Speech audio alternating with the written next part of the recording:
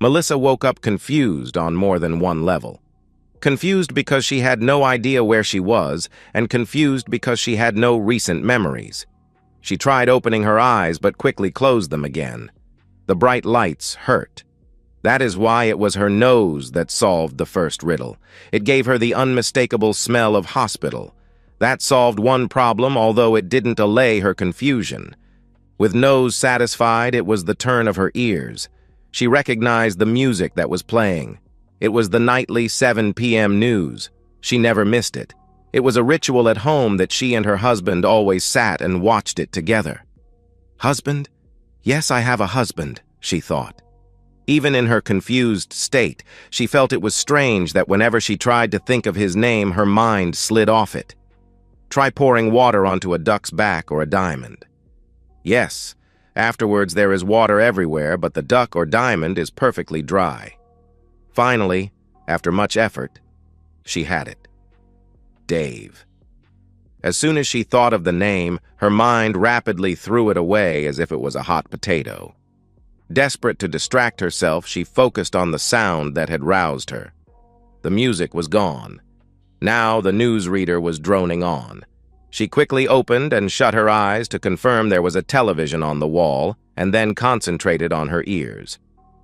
We have received a DVD of his statement, but for legal reasons we can't show it. We can, however, read you excerpts from the transcript. A warning, parts of what follows may be offensive to younger viewers. To my darling wife, I hope my actions of today answer your questions of 3 weeks ago. Can we get past this, and can you forgive me? Clearly, my answer is no to both of those. To make the finances easy to understand, let me spell it out to you. I have canceled our car and medical insurance. I have paid off all the credit cards and canceled them. I have set up a trust to be the beneficiary of my life insurance, with my lawyer being the trustee. I added to this trust the entire contents of our bank accounts. When everything is settled, he has instructions to distribute everything to some nominated charities. Yes, I know this leaves the children with no inheritance, but they have finished their education, and I have given them the best possible start in life. I have no doubt they will be successful, and my conscience is clear. I have written to them all, explained my actions, and begged their forgiveness. No, I didn't leave out one brutal detail.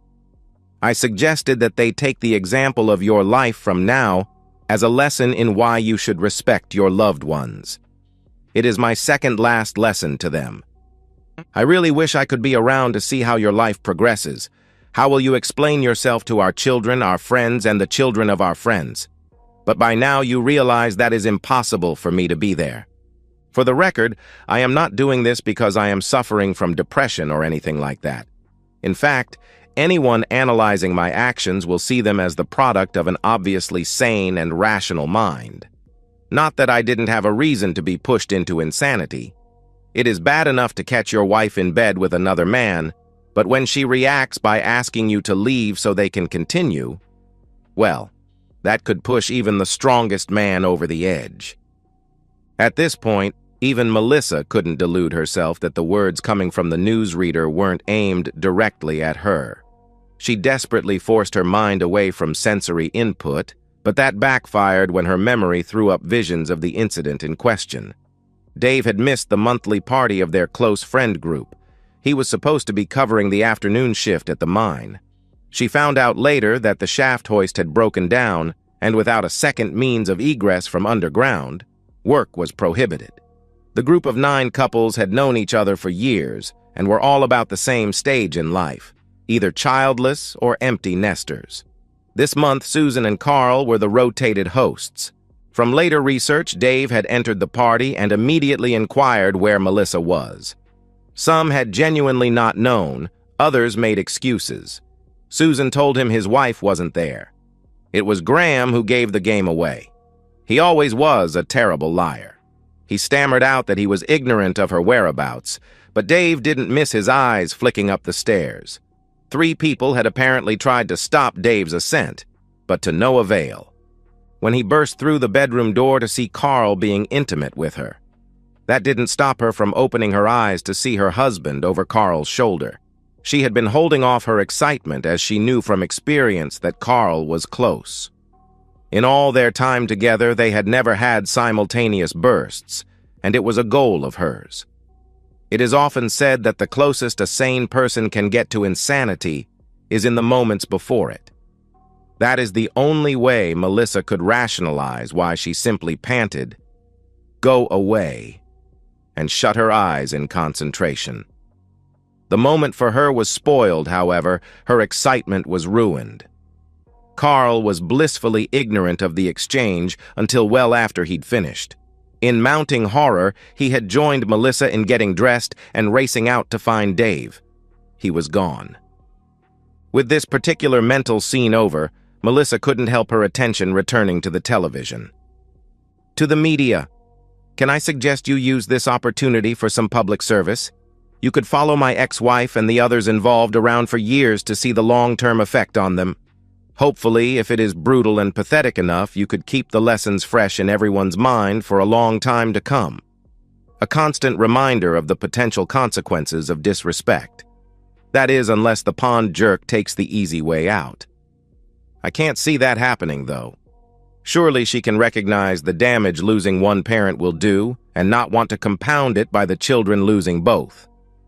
Maybe the media can do a show on the socially correct way of ending a marriage as a counterpoint.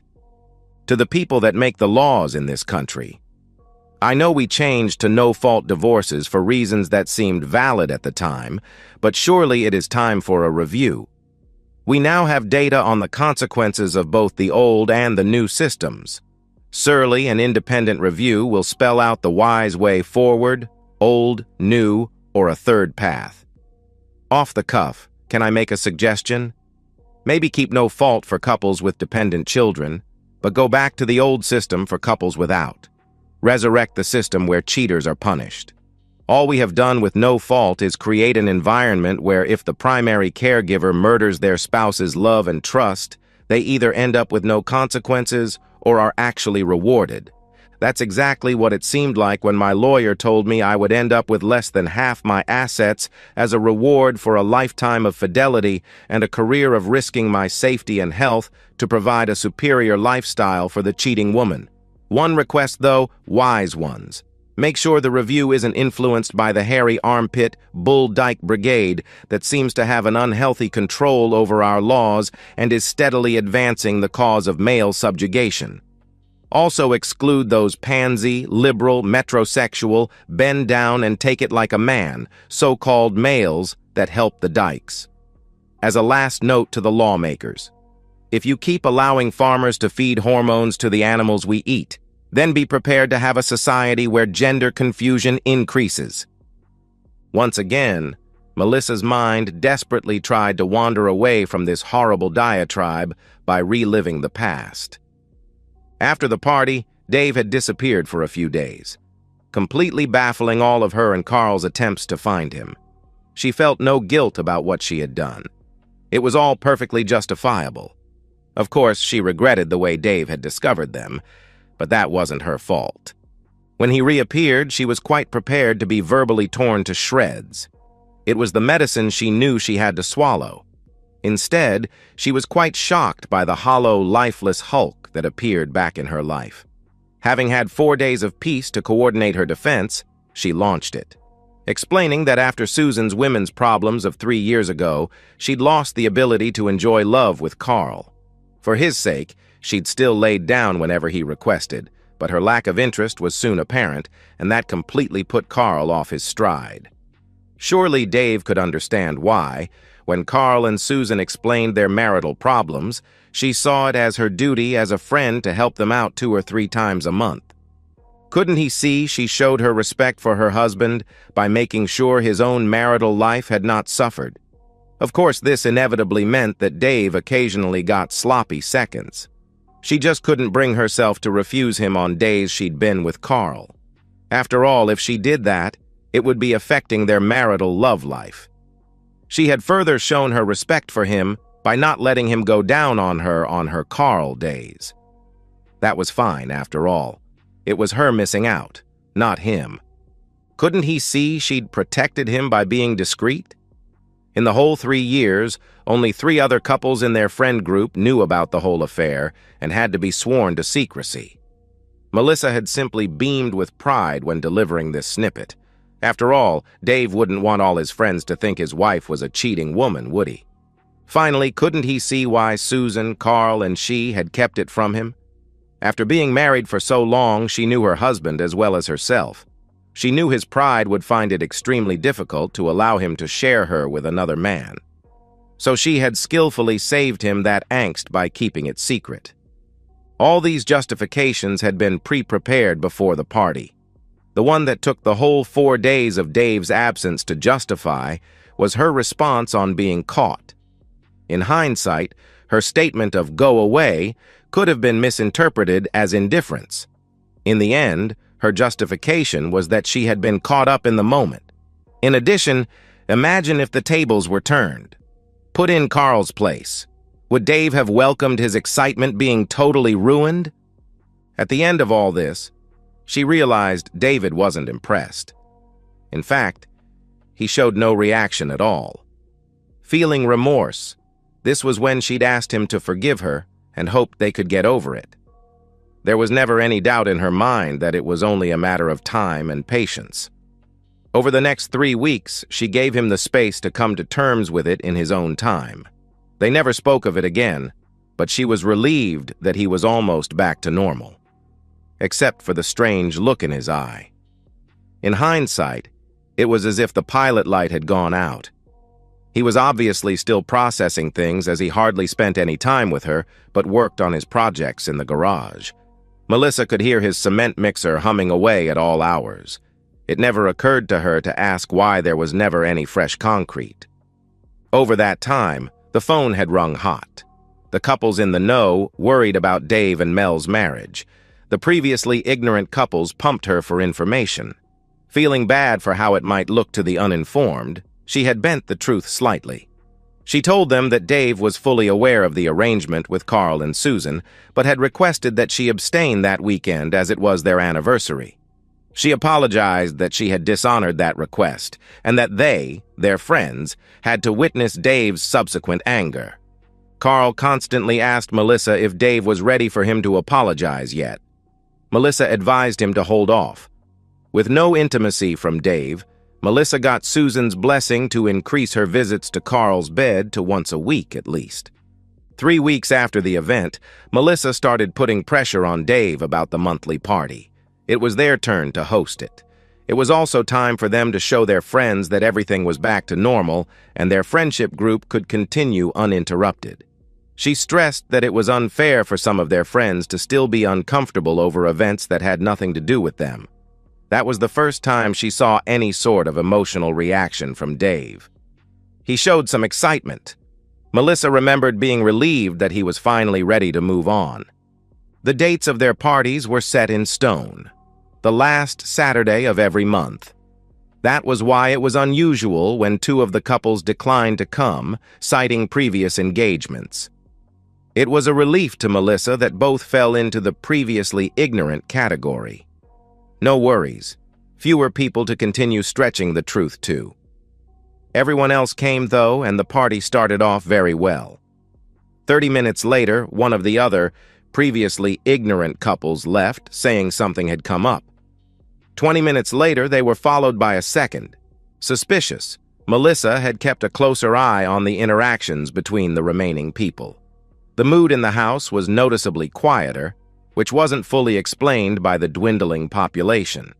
She watched Dave talking to Jenny and Frank from across the room. Being very perceptive, she saw the intense look on Dave's face and the downcast look on the faces of both his companions. Shaking his head, Dave moved on. Curious, Melissa followed him as he moved to Sandra and Bob. Again, the intense look from Dave. This time there were no downcast eyes, but vigorous shaking of heads and animated conversation. 5 minutes later, Sandra bid Melissa good night and the couple left. To say Melissa was angry was an understatement. What right did David have to alienate their friends? She decided to give him a piece of her mind. She stormed into the kitchen to confront him. Carl, seeing the look of thunder on her face, followed her, disobeying her instructions to stay the hell away from David. "What the hell are you doing upsetting our friends? Can't you see you are embarrassing me?" "I'm sorry, dear, just finding out who the innocent parties were and who the conspirators were." "Ah, Carl, welcome. I'm glad you're both here. In the spirit of fair play and in respect for our years of friendship, I must tell you that I am now going to the basement to retrieve my pistol from the safe. When I return, I will be shooting you both dead." With that, Dave turned and slipped out of the room. Carl tried to grab his arm, but Melissa held him back. "Come on, Carl, let's get out of here."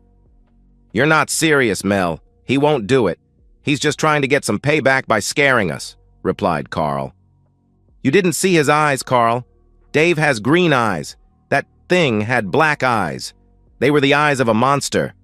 I think we created that monster. We have to get out of here now." "What about Susan?" he asked.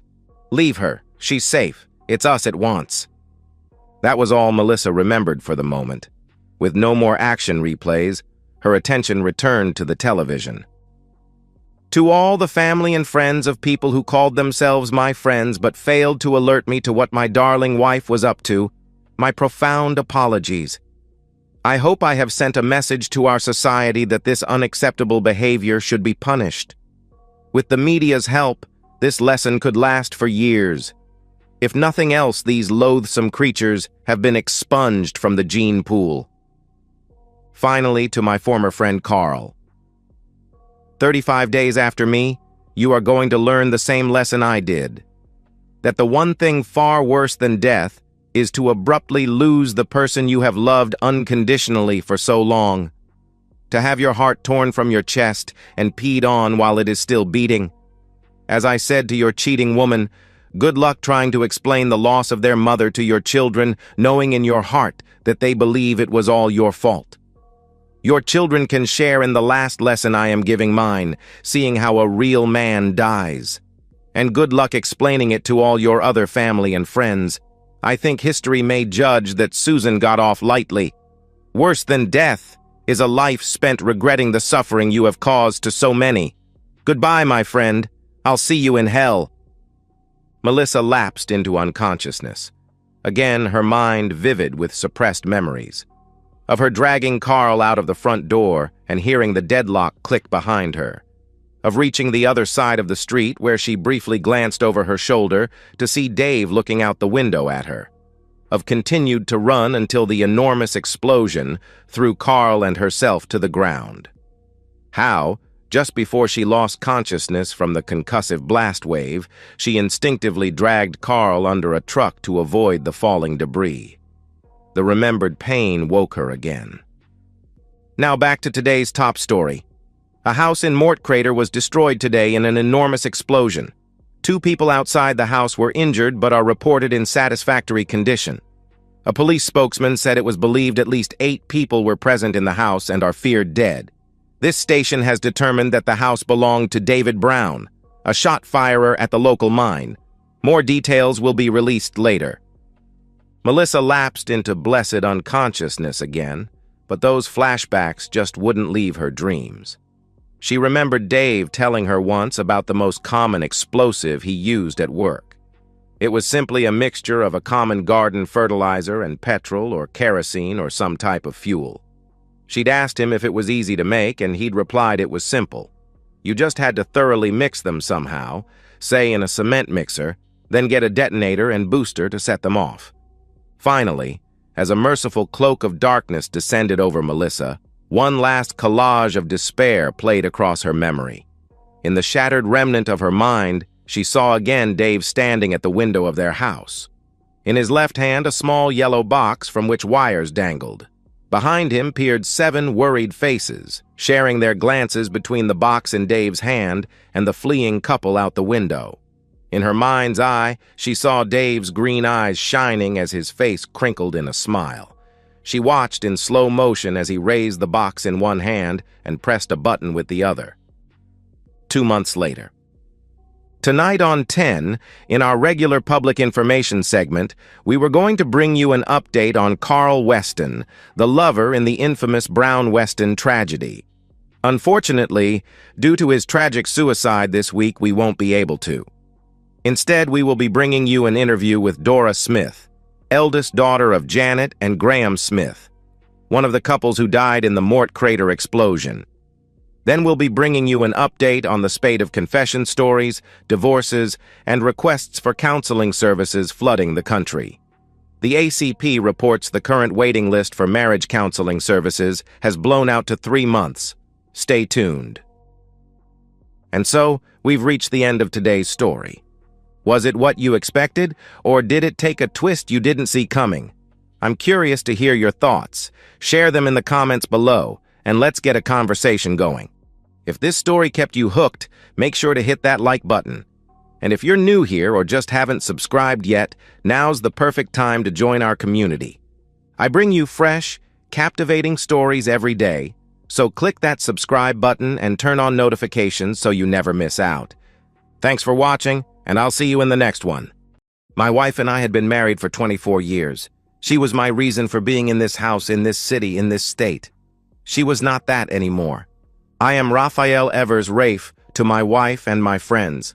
I am 45, and my wife is Carrie, 42. We met in high school and were married 6 weeks after she graduated from high school. We had dated for 2 years before we were married and came to understand that we were good together. We have 2 children. Gary is 20 and Sarah is 18. Both are away at college. I suppose that Carrie was feeling a loss of her children or was experiencing empty nest problems. Like all marriages, we have had our problems. Some were small and caused arguments. One was a huge one, and it caused us to be separated for almost a year. I was a junior in college when we married.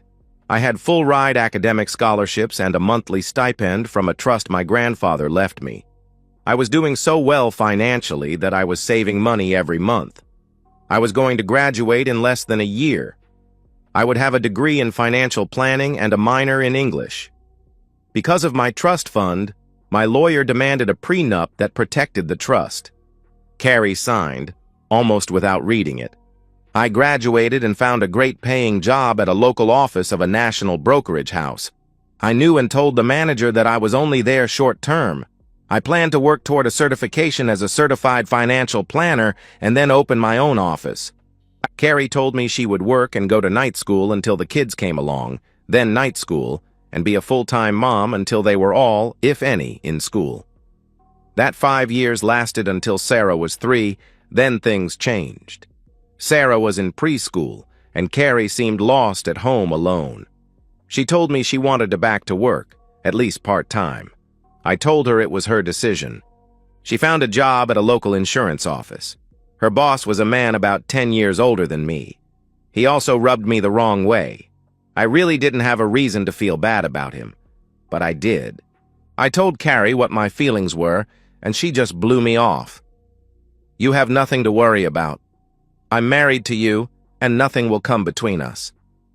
We had been married for 7 years when things at home got testy. Sarah had started kindergarten. I was getting blamed for a little problem that came along. Every time I was late getting home from work, I was cheating and she wasn't going to stand for it. I finally decided to move to the guest room. The complaints didn't stop. Then I discovered that Carrie was cheating. She was having an affair at work. I moved out and got an apartment near my office. I had Carrie served with divorce papers. After we had been apart for almost a year, I was still ready to end our marriage. We are only still married then, because when Carrie got the divorce papers, she fought and delayed the process until she insisted that we talk. Carrie insisted that the affair was over, and she would never cheat again. She pleaded with me to forgive her. I still loved her, so I forgave her, but warned her that I would never forget the hurt, nor would I accept it happening again. We got back together, but I had my lawyer create a postnup that would give me custody of the children and her nothing if she cheated again. It had no time limit. She squawked but signed. Her ex-boss suffered a few hardships and a divorce while we were separated. He left town within 6 weeks of my discovery of the affair. He was still in the casts from one of his hardships. I was questioned about that.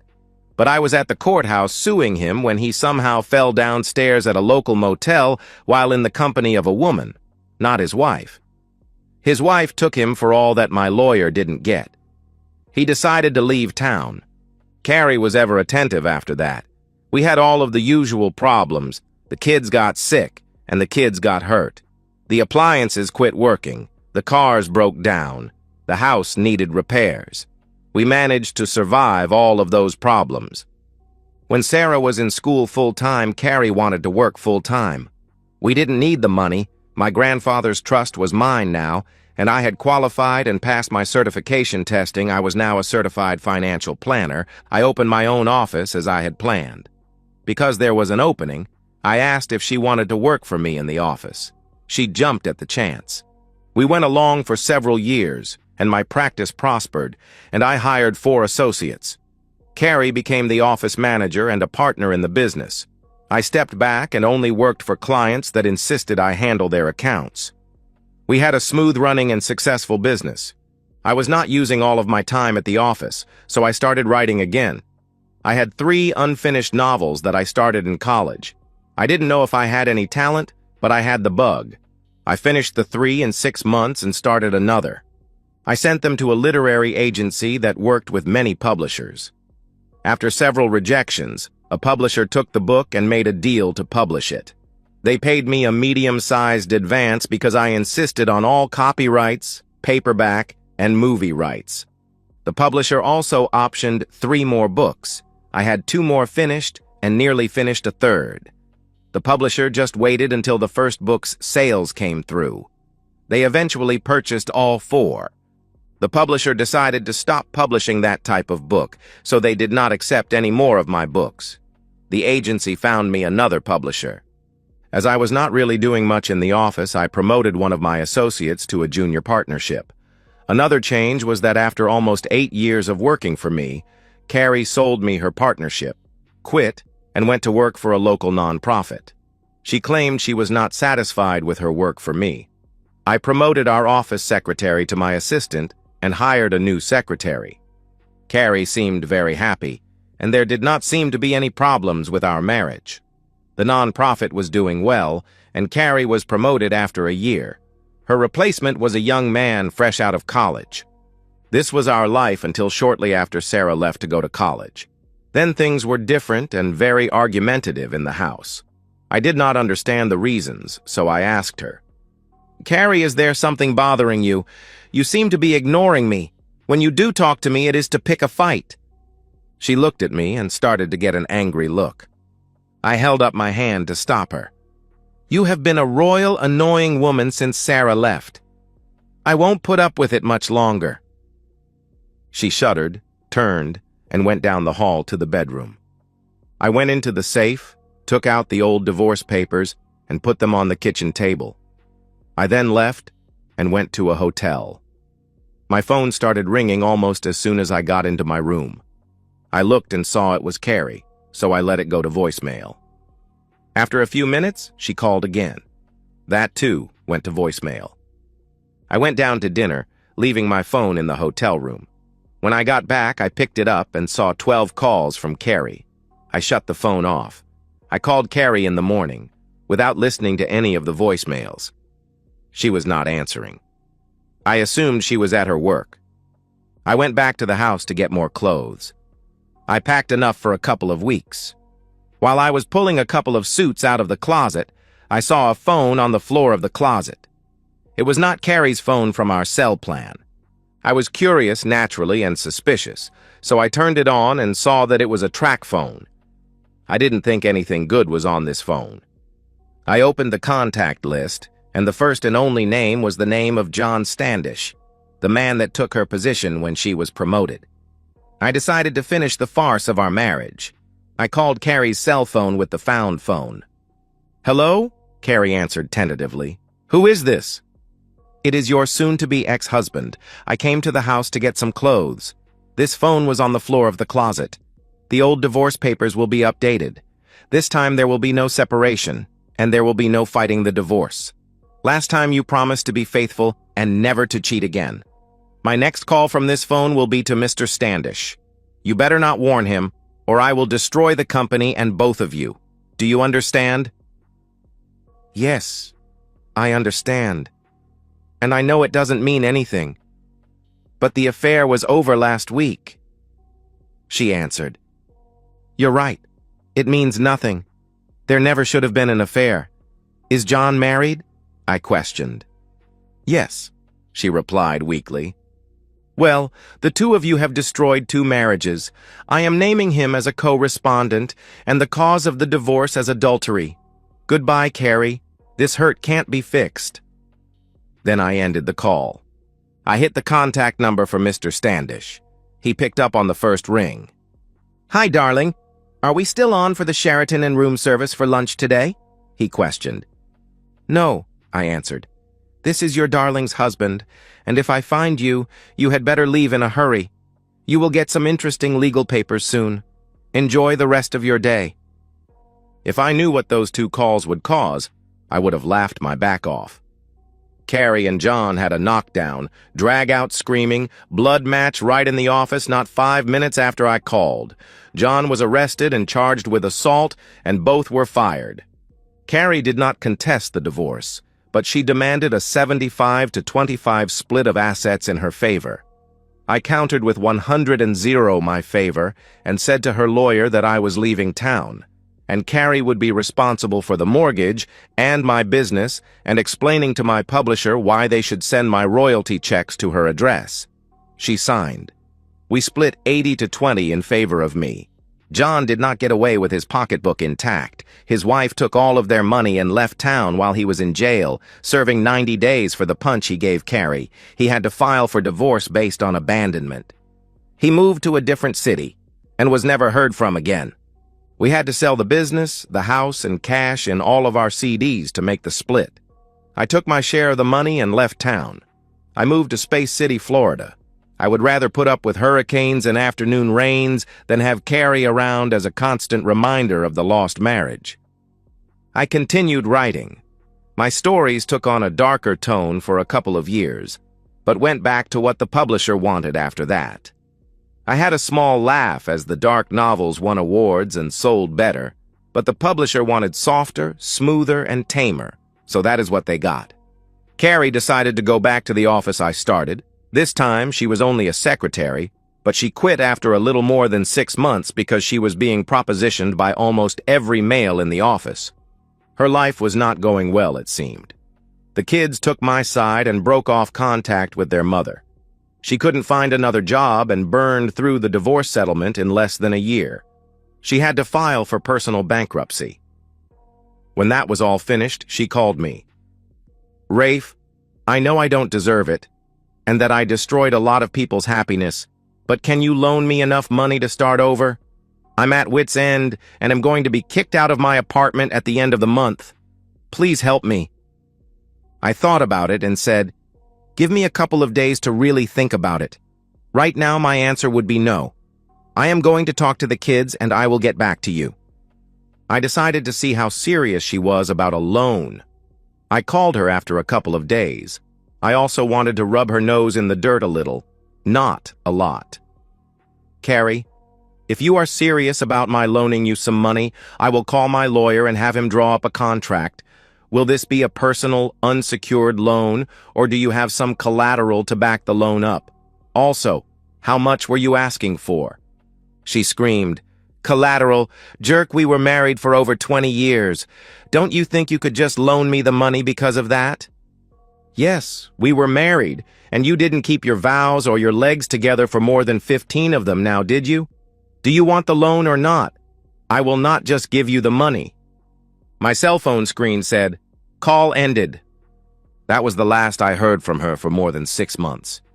She called and told me her father had died. She felt I should know as I liked him, and he seemed to like me. I got the viewing times and the time of the funeral. I booked a flight. The funeral was a very sad affair. Carrie was devastated, and as her mother had died a few years earlier, she had to handle it all herself. When the estate was settled, Carrie got a little money in the family house. According to Sarah, her mother blew through the money and had to sell the house to pay some of her bills. About a year after the funeral, Carrie called and said that she accepted my terms for a loan. She told me she wanted to borrow $50,000. I countered with the statement that I would loan her a maximum of $5,000. She screeched, she screamed, she yelled, but she signed. In the papers, it was stipulated that Sarah would be overseeing the disbursing of the monies on an as-needed basis. Carrie tried everything she could to get all of the money at one time, but Sarah was firm. When the money was gone, I started to legally go after Carrie for the loan monies and the required interest. She found a local sucker to pay me, and I assume she offered him favors for the money. After the divorce, she had gone through men as fast as she went through her money. Her lifestyle caught up with her. She was found to have an STI, cirrhosis of the liver, and kidney disease. The last I heard from Sarah, she was refusing treatment, saying, "It is what I deserve for my life choices." I haven't been updated in a couple of months, but I have found Nelda. She is a rescue standard poodle who thinks I am the greatest thing since canned dog food.